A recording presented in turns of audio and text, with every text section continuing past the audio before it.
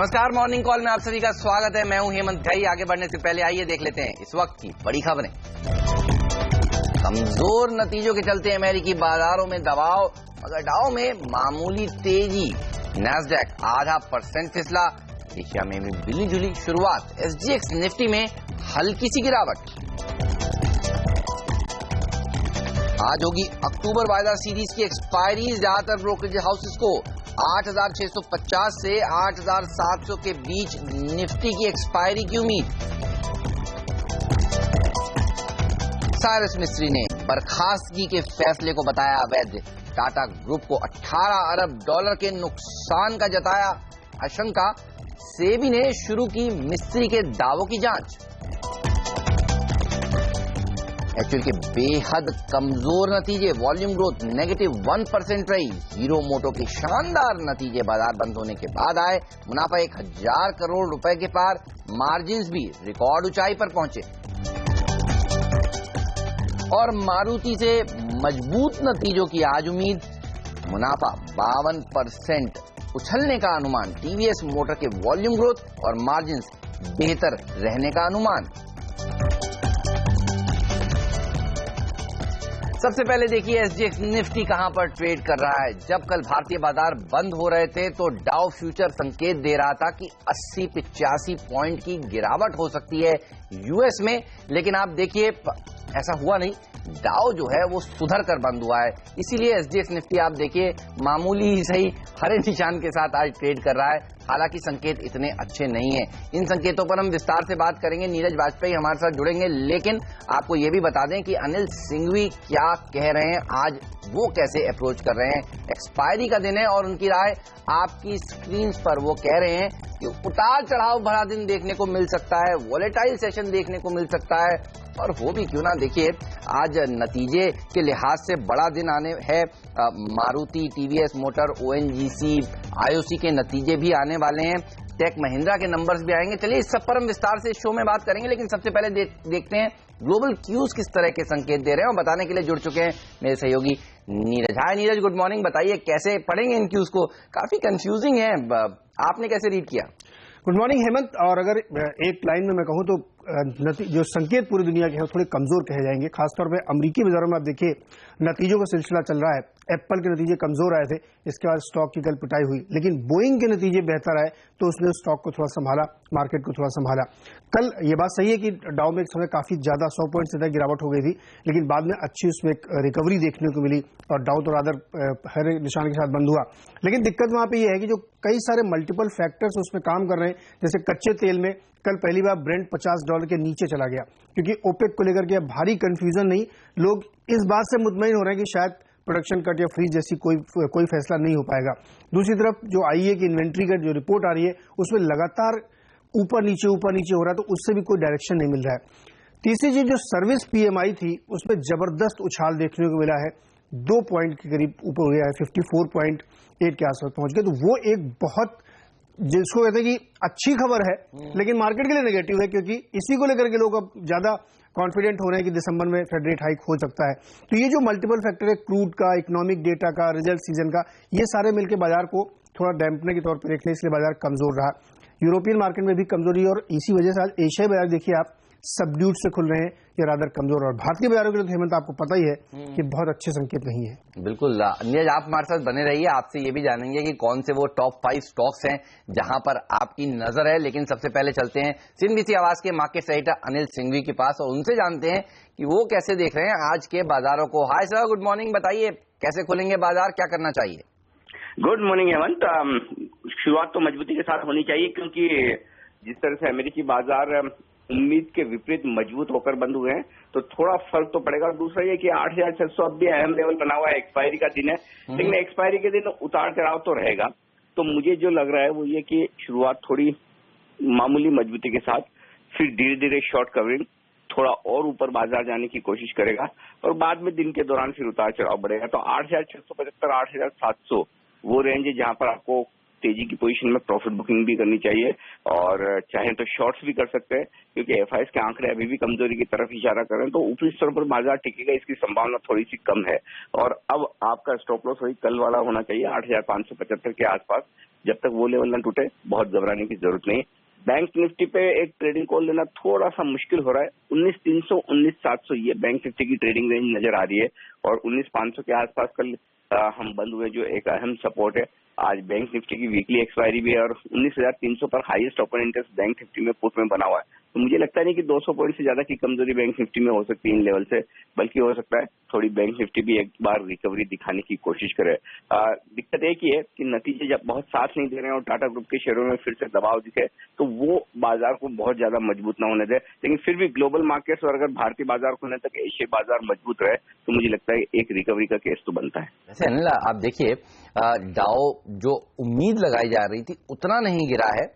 Oil में थोड़ी कमजोरी देखने को मिली है और 3 दिन से यूरोप गिर रहा है। आज यूके के इकोनॉमिक आउटपुट के आंकड़े आएंगे, यानी ब्रेग्जिट से बाहर होने के बाद यूके ने किस तरह का प्रदर्शन दिखाया है इस पर नजर होगी। तो सेकेंड हाफ में ये इवेंट इंपॉर्टेंट होगा। लेकिन डॉलर में जो नरमी देखने को मिली है, 9 महीने के हाईज पर पहुंचा था, मतलब आपको नहीं लगता आज बुल्स का पलड़ा थोड़ा भारी हो सकता है? क्योंकि डॉलर देखिए नर्म है, ऑयल में थोड़ी कमजोरी आई है और डाउ इतना गिरा नहीं है।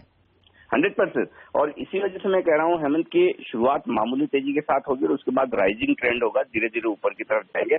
और अगर मैं सेकंड हाफ में थोड़ी प्रॉफिट बुकिंग या थोड़ी कमजोरी की उम्मीद जो कर रहा हूँ ऊपरी स्तर से, उसकी 2 ही रीजन है।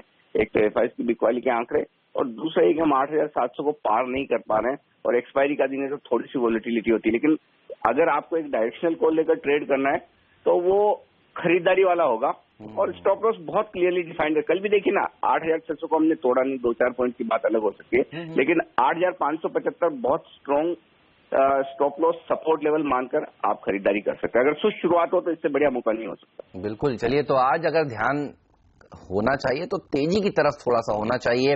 वैसे भी बहुत मंदी हो चुकी है पिछले 2-3 ट्रेडिंग सेशंस में। आप देखिए, अब यूरोप 3 दिन गिरने के बाद आज फिर गिर जाए तो अलग बात है। सेकंड हाफ इंपॉर्टेंट होगा। शुक्रिया अनिल आपका इस जानकारी के लिए। एंजल ब्रोकिंग के समित चौहान जुड़ चुके हैं हमारे साथ और उनके पास जाने से पहले आपको बता दूं, ये है वो पोल जो सीएनबीसी आवाज ने कल कराया दोपहर में और जानकार क्या मान रहे हैं। कहां होगी एक्सपायरी? 8,650 से 8,700 के बीच एक्सपायरी हो सकती है। 38% पार्टिसिपेंट्स मानते हैं, यानी जो स्तर बाजार ने कल दिखाए हैं उसके ऊपर जा सकता है बाजार। 8,600 से 8,650 के बीच होगी एक्सपायरी। 31% पार्टिसिपेंट्स ने माना और 23% पार्टिसिपेंट्स ने कहा कि 8,500 से 8,600 के बीच में एक्सपायरी हो सकती है। केवल 8% लोग हैं जो कह रहे हैं कि 8,500 तक जा सकता है या 8,550 के आसपास हो सकती है एक्सपायरी। ये तो बात हुई एक्सपायरी के पोल की, लेकिन समित चौहान की राय जानते हैं। Hi sir, good morning. बताइए कैसे ट्रेड करेंगे आज आप निफ्टी को? Good morning Hemant. देखिए, लास्ट 1-1.5 वीक से हम क्लियरली एक रेंज बाउंड एक्शन देख रहे हैं। वहाँ पे हम 200-250 पॉइंट की एक रेंज बन चुकी है निफ्टी की। हालांकि ऊपर की तरफ अगर डायरेक्शनली कोई कॉल ले तो 8745 जब तक ये लेवल ब्रेक नहीं होता तब तक जो हम लास्ट 4-5 वीक से जो एक नेगेटिव स्टांस रख रहे हैं मार्केट को, वो मेंटेन रखेंगे। हर एक बाउंस पे हमारी सेलिंग करने की स्ट्रेटेजी होगी जब तक निफ्टी 8745 का लेवल डिसाइसिवली ब्रेक नहीं करता। तो कल भी हमने एक शॉर्ट कॉल लिया होता और अभी हम इसका कंटिन्यूशन में ही रखेंगे। 8660 के स्टॉप लॉस से यहाँ पे भी शॉर्ट करेंगे और टारगेट हमारे 8540 8520 के होगी। तो निफ्टी में आप कह रहे हो छाल में बिकवाली करनी चाहिए, तो दो जो कॉल आप देंगे आज के लिए वो भी शॉर्ट साइड पर ही है? डेफिनेटली। देखिए, रिलायंस कैपिटल तो हम लास्ट 1-1.5 वीक से हम उसमें बेरिश है। ऊपर के लेवल से हम उसमें शॉर्ट करते आए हैं और कल भी हमने एक डिसाइसिव ब्रेकडाउन देखा था। जो 526 527 का उसका सपोर्ट था, उसके नीचे उसने क्लोज दिया है, तो उसमें भी शॉर्ट करने की सलाह होगी। 539 का स्टॉप लॉस होगा, टारगेट 502 का होगा। सेकंड शॉर्ट कॉल सीएट में होगा। एक अच्छे खासे रैली के बाद हम उसमें एक डिसेंट प्रॉफिट बुकिंग देख रहे हैं। कल हमने इंट्राडे चार्ट पे उसमें ब्रेकडाउन देखा था, तो आज कंटिन्यूशन हो सकता है उसका। 1180 के टारगेट के लिए इसको भी शॉर्ट किया जा सकता है। 1255 का स्टॉप लॉस होगा। शुक्रिया आपका। तो आप कह रहे हैं कि सीएट बेचें और रिलायंस कैपिटल बेचना चाहिए आज इंट्राडे के लिहाज से। एक्सपायरी के दिन पूजा हमारे साथ जुड़ चुकी है और आपको बता दूं पूजा के पास भी बहुत सारे शॉर्ट आइडियाज ही हैं। पूजा, गुड मॉर्निंग। बताइए कहां कह रहे हैं लोग बिकवाली करनी चाहिए? जी, ज्यादातर बैंकिंग काउंटर्स में रुझान देखने को मिल रहा है और आईसीआईसीआई बैंक पर यहाँ पर ध्यान रखने की जरूरत है क्योंकि काफी सारे जानकारों ने यहाँ पर बिकवाली की राय दी है। शुरुआत कुणाल सरावगी के कॉल से करेंगे। इन्होंने सिंडिकेट बैंक में सेल कॉल दी है और इनका मानना है कि 71 के लेवल से स्टॉक में देखने को मिल सकते हैं। दूसरे कॉल में मनीष शर्मा ने जुबिलेंट फूड में बिकवाली करने की राय दी है। 1000 के लेवल से स्टॉक में देखने की उम्मीद है और 1100 का स्टॉप लॉस लगाकर चलने की राय होगी। और आखिरी कॉल में सिमी भौमिक ने आईसीआईसीआई बैंक में बिकवाली की राय दी है। 271 के लेवल से स्टॉक में देखने की उम्मीद और 282 का स्टॉप लॉस लगाकर चलने की राय होगी। चलिए, तो 3 शॉर्ट आइडियाज आपको पूजा ने भी बता दिए, 2 समित ने बता दिए, तो 5 शॉर्ट ट्रेडिंग आइडियाज आपके सामने आ गए हैं। लेकिन कौन से वो स्टॉक्स हैं जहां खबरों के दम पर एक्शन देखने को मिलेगा? नीरज वाजपेयी हमारे साथ बने हुए हैं। नीरज, बताइए कहां नजर है आपकी? देखिए, टॉप 5 में आज सबसे ऊपर जो है वो खुद में 5 स्टॉक्स हैं। टाटा ग्रुप पे फोकस करिए क्योंकि जिस तरीके से कल साइरस मिस्त्री की चिट्ठी सामने आई है कि टाटा ग्रुप में $18 बिलियन जो है उनको भूलना पड़ सकता है, नुकसान झेलना पड़ सकता है, तो उसकी वजह से Tata steel, Tata chemical, Tata global, Tata Motors, ये सारे स्टॉक प्रेशर में रहेंगे। आपने देखा होगा जैसे ही ये खुलासा कल 3 बजे के आसपास हुआ तो स्टॉक में अच्छी खासी बिकवाली देखने को मिली थी। काफी गंभीर मामला उन्होंने उठाया, काफी गंभीर आरोप लगाए हैं और अब बाकायदा सेबी इसकी जांच भी करने लग गया है। तो ये मामला सीरियस है और आज मुझे लगता है मार्केट के लिए हैंगओवर यही होगा कि ये मार्केट को नीचे ले जाएगा। तो इन स्टॉक्स में आप दबाव देख सकते हैं।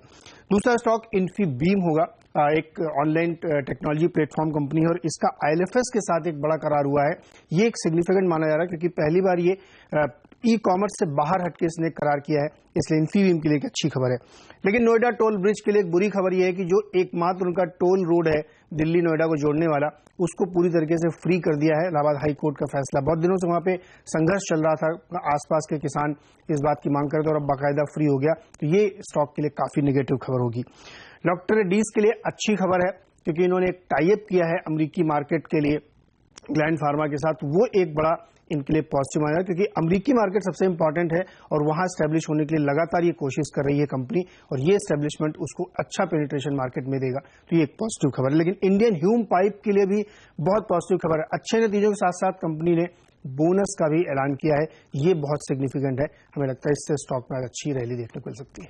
ओके, तो ये वो स्टॉक्स हैं जो एक्शन में रह सकते हैं। शुक्रिया नीरज आपका इस जानकारी के लिए। लेकिन एक्शन में आज सुबह सुबह रहने वाला है एचयूएल का स्टॉक। देखिए, नतीजे कल बाजार बंद होने के बाद आए और नतीजे बेहद कमजोर रहे हैं। खास तौर पर वॉल्यूम फ्रंट पर तो नतीजों ने बहुत बड़ा डिसअपॉइंटमेंट दिखाया है। चलिए समझते हैं इन नतीजों को विस्तार से। वरुण दुबे जो हमारे साथ जुड़ चुके हैं। वरुण, ओवर टू यू, बताइए। देखिए, सही कहा आपने कि काफी खराब नतीजे एचयूएल ने दरअसल घोषित किया और सबसे बड़ा धक्का जो लगा है वो है कंपनी के वॉल्यूम ग्रोथ में। दरअसल इस बार वॉल्यूम डी ग्रोथ हुई है, यानी कि वॉल्यूम में घट गए हैं वॉल्यूम के जो नंबर्स है। 1% की डी ग्रोथ हुई है, यानी कि -1% कंपनी के वॉल्यूम ग्रोथ आए हैं। और जहां तक मुझे याद है, जब से मैं इस कंपनी को ट्रैक कर रहा हूं तक कंपनी ने कभी भी नेगेटिव वॉल्यूम ग्रोथ डिलीवर नहीं किए। तो ये एक सबसे बड़ा झटका है इस कंपनी के लिए और ये सबसे खराब बात है दरअसल इस कंपनी के लिए। और इसी के चलते अगर आप देखें तो आय में महज 1.6% के आसपास की बढ़त हुई है। कंपनी के मार्जिन में हालांकि कुछ बढ़त हुई है, करीब 60 बेसिस पॉइंट के आसपास, लेकिन हमारा अनुमान था कि करीब 90 से 100 बेसिस पॉइंट के आसपास की बढ़त होगी, लेकिन बढ़त उससे कम है। तो कहीं ना कहीं ये बता रहा है कि जो प्राइसिंग प्रेशर कंपनी को झेलना पड़ रहा है उसके कारण केवल वॉल्यूम से कंपनी के कम नहीं हो रहे बल्कि मार्जिन भी कंपनी के कम हो रहे हैं। हालांकि मुनाफा में करीब 11.5% की यहाँ बढ़त देखने मिली है, लेकिन अगर जो कोर कंपनी का कारोबार है यानी कि मार्जिन और वॉल्यूम्स अगर आप देखें तो काफी वहां निराशा हाथ लगी और खासकर वॉल्यूम्स के फ्रंट पे तो काफी निराशा हाथ लगी और इसका आपको असर सीधी तरह से देखने मिलेगा मार्केट में, जहां उम्मीद ही है ये कि कल ये स्टॉक दरअसल नेगेटिव यानी कि लाल निशान में ही कारोबार करते हुए दिखाई आपको देगा। बिल्कुल, तो आज ये गैप डाउन ओपनिंग दिखाएगा, देखना होगा कि उसके बाद किस तरह का प्रदर्शन दिखाता है, क्योंकि उम्मीदें तो नहीं थी कि बहुत अच्छे नंबर्स एचयूएल से आएंगे, लेकिन इतने बड़े डिसअपॉइंटमेंट की भी अपेक्षा किसी ने नहीं की थी। लेकिन एक कंपनी जिसमें उम्मीदें थी कि अच्छे नंबर्स आएंगे और वो आए हैं, वो है हीरो मोटोकॉर्प। शानदार नतीजे इन्होंने पेश किए। मुनाफा देखिए 1000 करोड़ के पार निकल गया, मार्जिन्स में अच्छा इजाफा देखने को मिला है। हमारे साथ पूजा बनी हुई है। पूजा, सारी एक्सपेक्टेशंस पर खरा उतरा हीरो मोटोकॉर्प, कह सकते हैं? जी, शानदार नतीजा। जैसा कि आपने बताया कि मार्जिन्स के नंबर काफ़ी अच्छे थे और जो नंबर्स आए हैं वो अपने लाइफ हाई पर हैं। करीब 16.2% के मार्जिन नंबर्स आए हैं जो कि इस वक्त के हाईएस्ट लेवल है। और मुनाफे का फिगर भी देखें तो पहली बार कंपनी ने किसी तिमाही में 1000 करोड़ का जो लेवल है वो क्रॉस किया है। तो काफ़ी अच्छे नंबर्स देखने को मिले हैं और मैनेजमेंट का भी कहना है कि पिछले 2 क्वार्टर से डोमेस्टिक मार्केट में अच्छा रिवाइवल देखने को मिल रहा था। अबव एवरेज मानसून और कंज्यूमर सेंटिमेंट्स भी काफ़ी अच्छे थे, जिसका कि सीधा देखने को मिला है कंपनी के अर्निंग्स पर। तो काफी अच्छे नतीजे पोस्ट किए हैं इस बार कंपनी ने। ओके, चलिए, तो ना सिर्फ हीरो मोटोकॉर्प, आज मारुति के नंबर्स भी आने वाले हैं। अपेक्षा की जा रही है कि अच्छे नतीजे मारुति भी पेश करने वाली है। पूजा, बताइए, आपके पोल क्या कहते हैं, कितने बेहतर हो सकते हैं नतीजे? मारुति की इससे भी काफी अच्छे नंबर्स की उम्मीद की जा रही है। जो रेवेन्यू है वहां पर करीब 30% की बढ़त देखने को मिलेगी, क्योंकि कंपनी का जो फोकस है वो इस बार ब्रेजा और बलेनो जैसे हाई प्राइस व्हीकल पर ज्यादा रहा है। तो उसका असर इस बार कंपनी के रेवेन्यूज में देखने को मिलेगा। हमारे पोल के मुताबिक 30% की बढ़त देखने को मिल सकती है। मार्जिन्स में थोड़ा दबाव जरूर दिखेगा, क्योंकि स्टील प्राइसेस के दाम काफी कुछ बड़े हैं और रॉ मटेरियल के प्राइसेस भी थोड़े बड़े हैं, जिसका असर कंपनी के मार्जिन्स में देखने को मिल सकता है। लेकिन ओवरऑल बात करें तो वॉल्यूम्स के जो नंबर, सेल्स के जो नंबर्स कंपनी के आए थे वो भी काफी अच्छे थे। वॉल्यूम ग्रोथ में 19% की बढ़त देखने को मिली थी। तो मारुति से भी एक अच्छे प्रदर्शन की उम्मीद की जा रही है। मार्जिन्स में हल्का दबाव रहेगा, लेकिन ओवरऑल काफी अच्छे नंबर्स की उम्मीद मारुति से कर रहे हैं। वाह, तो चलिए, तो ऑटो पैक की आज बाजार को संभालने का काम करने वाला है और ये मजबूत पैक है। और कल भी आप देखिए कमजोर बाजार में ये पैक काफी अच्छा प्रदर्शन दिखा रहा था, इसी एक्सपेक्टेशन में कि नंबर्स अच्छे आने वाले हैं। वैसे आपको बता दूं, टीवीएस मोटर के नतीजे भी आने वाले हैं। यहां से भी उम्मीद है कि इस बार मार्जिन्स में सुधार देखने को मिलने वाला है और मजबूत नंबर्स पेश होंगे, क्योंकि आप देखिए महीने दर महीने अच्छी संख्या में इन्होंने गाड़ियां बेची हैं। जो नंबर्स आ रहे थे मंथली सेल्स के वो बेहतरीन आ रहे थे। करीब 31% मुनाफा बढ़ सकता है, 15% आय में इजाफा देखने को मिल सकता है, एबिटा में भी 20% की बढ़ोतरी हो सकती है। तो ये एक और ऐसी टू व्हीलर कंपनी है जो अच्छे नतीजे पेश करेगी। और वैसे भी आप देखिए हीरो मोटो के अच्छे नंबर्स के बाद अब एक्सपेक्टेशंस यही लगाई जा रही कि टीवीएस मोटर भी अच्छे नंबर्स ही पेश करेगा। तो आज स्टॉक में थोड़ी मजबूती देखने को मिल सकती है। हालांकि कल हमने देखा था बाजार की कमजोरी के साथ ये शेयर भी लाल निशान में जाकर बंद हुआ था। लेकिन आईटी दिग्गज टेक महिंद्रा के नतीजे भी आने वाले हैं और ये नतीजे काफी इंटरेस्टिंग होंगे। सितंबर तिमाही में मुनाफे पर दबाव देखने को मिल सकता है। मुनाफा करीब 12.5% घट सकता है। हालांकि डॉलर आय में करीब 3% का उछाल देखने को मिल सकता है। आय में भी करीब 2.5% की बढ़त देखने को मिल सकती है। तो ये इंपॉर्टेंट दिग्गज है आईटी कंपनियों में जिसके नतीजे अब तक नहीं आए हैं और आज देखना होगा नतीजे कैसे आएंगे। वैसे अनुमान लगाया जा रहा है मार्केट बंद होने के बाद ही इसके नतीजे आएंगे और मार्केट बंद होने के बाद ओएनजीसी के भी नतीजे आने वाले हैं और ये इंपॉर्टेंट होगा। खास तौर पर लोग देखना चाहते हैं कि सब्सिडी शेयरिंग किस तरह से की है इन्होंने और सरकार के बीच में। साथ ही ये जो क्वार्टर है इसमें अनुमान कुछ खास अच्छे हैं नहीं, तो क्या पॉजिटिव सरप्राइज देखने को मिल सकता है। तिमाही दर तिमाही देखिए मुनाफे में करीब 3% की बढ़त देखने को मिल सकती है। आय में भी करीब 3% की बढ़त का ही अनुमान लगाया जा रहा है। मार्जिन्स बढ़कर 51% के पार पहुंच सकते हैं। ना सिर्फ ओएनजीसी, आईओसी के नतीजे भी आने वाले हैं। तो अगर आप सोच रहे हैं कि अर्निंग सीजन में थोड़ा फ्लो कम होगा, तो नहीं, आज मिड कैप दर्जनों कंपनियां हैं जिनके नतीजे आने वाले हैं। तो अर्निंग से लिहाज से तो देखिए आज का दिन भी बहुत महत्वपूर्ण होने वाला है। लेकिन चलिए लेंगे एक ब्रेक के बाद आपको बताएंगे कमोडिटी बाजार को आपको किस तरह से आज ट्रेड करना चाहिए।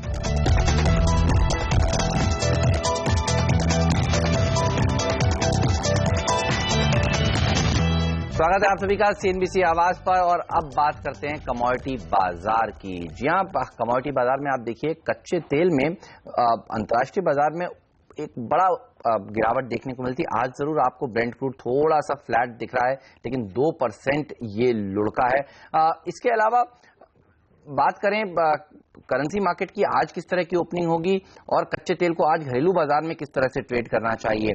हमारे साथ वंदना जुड़ चुकी हैं। वंदना, हाय, गुड मॉर्निंग। बताइए सबसे पहले रुपए की चाल आज कैसी रह सकती है। एफआईएस की तरफ से हम देख रहे हैं इक्विटी मार्केट में तो लगातार बिकवाली हो रही है। बिल्कुल हेमंत, और मुझे लग रहा है कि इसकी वजह से जो रुपया है उसका जो रुझान रहेगा वो करीब अभी तो फिलहाल एक रेंज में है, लेकिन धीरे धीरे मुझे लग रहा है 67 की तरफ हो जाएगा।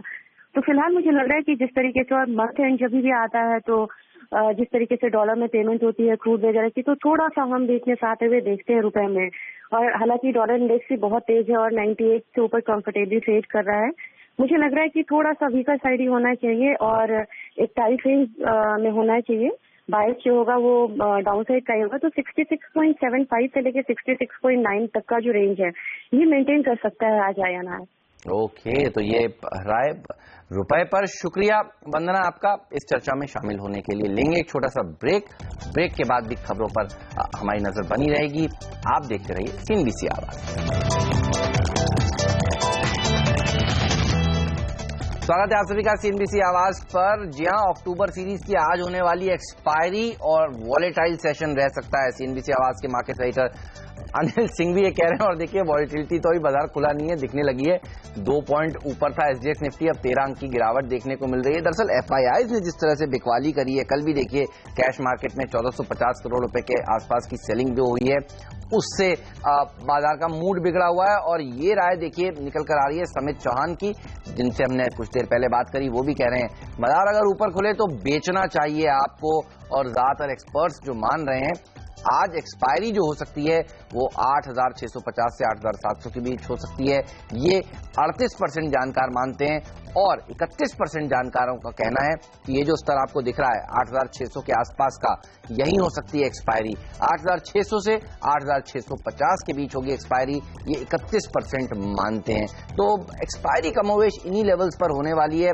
आज का दिन अर्निंग सीजन के लिहाज से भी बड़ा दिन है, क्योंकि मारुति के नतीजे दिन के दौरान आएंगे और बाजार बंद होने के बाद आएंगे निफ्टी की बाकी की 2 कंपनियों के। कुल मिलाकर देखिए निफ्टी की 3 कंपनियों के नतीजे आने वाले हैं, मारुति, ONGC, टेक महिंद्रा। लेकिन ये है वो सूची उन कंपनियों की जिनके आज नतीजे आने वाले हैं, और ये मिड कैप श्रेणी की कंपनियां हैं और लंबी लिस्ट है। डिशमैन का नाम आपने देखा, Karur Vysya bank, MRF, PVR, और MRF PVR में तो क्या जबरदस्त तेजी हो चुकी है। वंडरला हॉलीडेज, जी मीडिया जैसी कंपनियों के भी नतीजे आज आने वाले हैं। लेकिन आज के दिन आपको ट्रेड किस तरह से करना चाहिए, कौन सी वो 20 आइडियाज हैं जो इंट्राडे में आपको मुनाफा कमा कर दे सकते हैं, ये हम बताएंगे छोटे से ब्रेक के बाद। मेरे साथ जुड़ेंगे नीरज वाजपेयी और लेकर आएंगे हम 2020 का मुकाबला।